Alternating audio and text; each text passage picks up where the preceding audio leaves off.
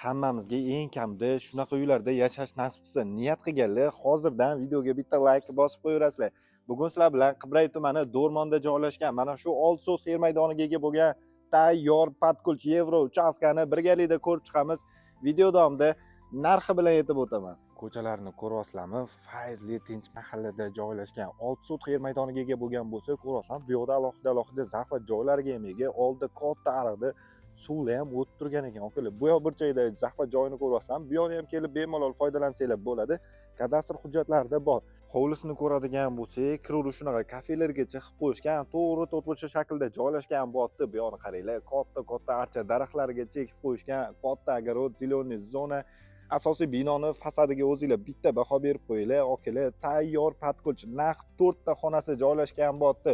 Bu yoqda alohida umumiy sanzul, letniy kuxnya, kladovka xonalarini ko'rishimiz mumkin. Asosiy binoni ko'radigan bo'lsak, kiruvrish studiyaning formatida zal, mehmonxona bilan boshlangan chap qo'lda.